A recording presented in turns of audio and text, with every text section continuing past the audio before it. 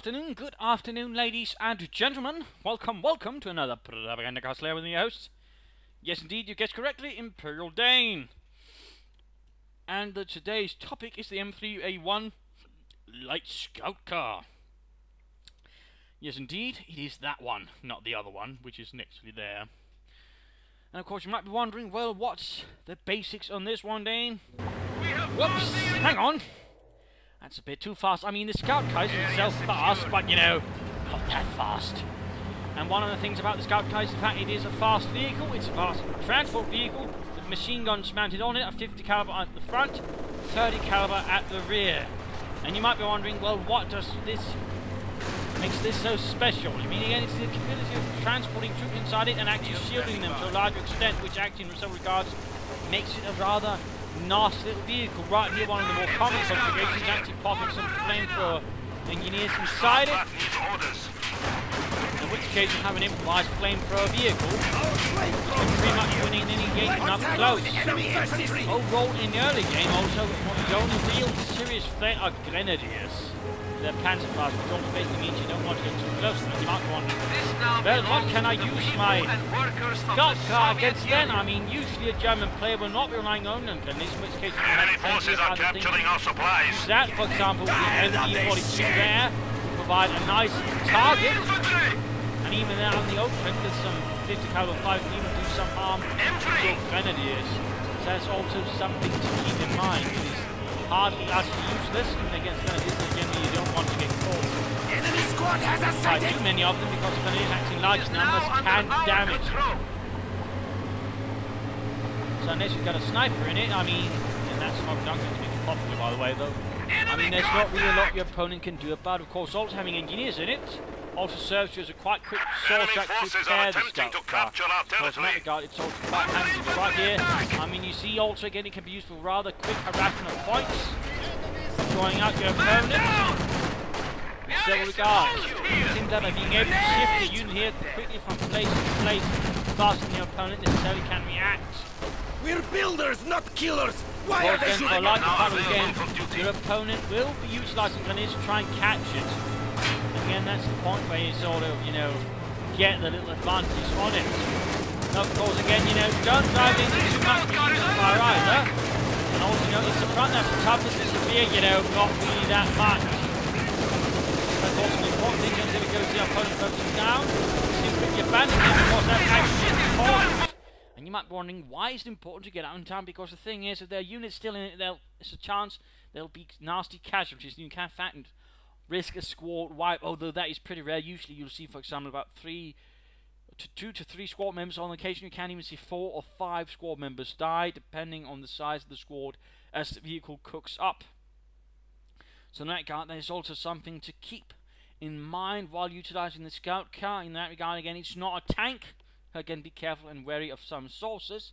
But in other regards, you can also be careful about when it's about to blow up. See if you can't get out. And of course, for the Germans, if you see it about to get blown up, try to finish it off before he can pop his troops out. In which case, again, you're likely going to get a few nice extra kills on top of the fact you blew up the Scout Car.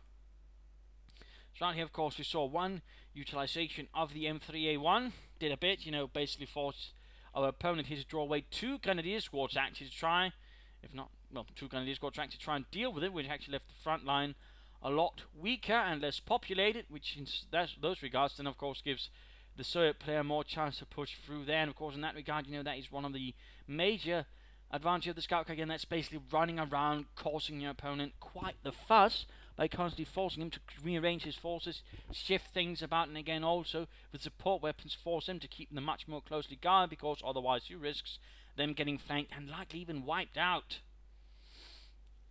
So, of course, those are some of the bits here on the Scout Car, the M3A1. Of course, there are numerous units you can pop into it. There are the combat engineers with flamethrowers. There's the sniper. Again, though, you're probably not going to end up with any friends if you use them. I mean, I'm not saying you shouldn't, but, you know, be aware that some players will probably not be inviting you to their birthday parties. Penal troopers with flamethrowers are another there, a bit more a vicious combination. Also note, only 4 troops at a time can be shooting out of it, so if you do pop a 6-man unit out of it, I mean, you're not going to be getting the full effect out of the full squad. So again, And that's also a little note to keep in mind. But again, shock troopers are a popular one. Shock troopers are a popular one. Also, other options are in fact popping guards, riflemen into it, which is also reasonably popular. A good method for actually hunting down German light vehicles, like say a half-track or a scout car. In that regard, can also make it a bit trickier to deal with. As for what to deal with, of course, loads of fire, Panzerfaust if you can somehow ambush it by using Zusai, a well-placed Pack 40 as scout car, but again, very commonly right now, of course, we do see guards riflemen quickly being followed up, and any scout car usage usually says they go mechanized support, then call in the guards rifle infantry to that way, you know, cause a bit of havoc, make it harder for you to actually deal with a scout car. That is, for example, so there are some counter tactics, then counter tactics, and so on, so on. But of course, an upgraded German scout car is one of the current favorite methods. But again, currently there's also a very easy way of dealing with it, so it's a bit tricky to sort of get right. Also, a little fun thing you can do, and again, I'm not only sticking here because it's a bit hard, you know, finding all the footage for it and, you know, replays showing it all. So I'm just sort of going through the basics. Another thing you can do, for example, is actually pop some units of light machine guns in. Guards riflemen do well, because again, then they don't have to worry about having to set up. They'll just keep firing while the scout car is on the move, meaning you can actually get more out of your light machine guns that way. So, for example, say you've got a country squad that managed to pick up a light machine gun, or say you're the Germans managing to scrap such a delightful vehicle. I mean, popping some grenadiers or conscripts with a light machine gun in it, you know, you can actually do a lot more havoc with it, because then you avoid all of the little niggles with the MD-42 constantly having to shift about, jump about, do a backflip and all that, you know, before the gunner sort of decides, ah yes, this is the right position. Yeah. Why are you looking so weird, Hans? Shut up, Friedrich. So of course in that regard you can also use that to sort of avoid some problems there. And again, the scout car can be a really potent vehicle, because it can be an absolute bastard to hunt down, in particular once it hits Veterans 1 and gets overdrive, which means it's basically the blitzkrieg for the surge, means they can quickly get the scout cars out of there.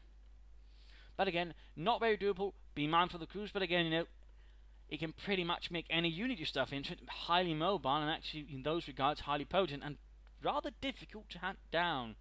So there are definitely some things to keep in mind there. And a well-handled scout car, well of course again not the most durable thing, is reasonably cheap. I mean, they only cost about 80 manpower and 20 fuel. Not exactly a king's ransom in most regards.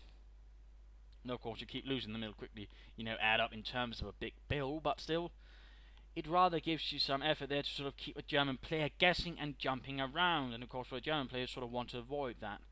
And of course, in those regards, you might actually force a German player to sort of form a more tight-knit group and giving up large amount of territory simply so you have a chance of actually dealing with it.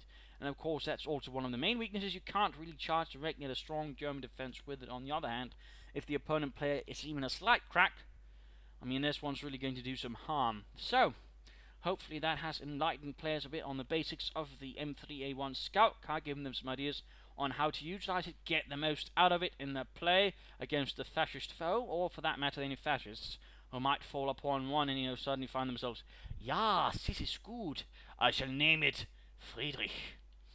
So, hope you enjoyed, hope you learned. This is Imperial Dane saying cheers.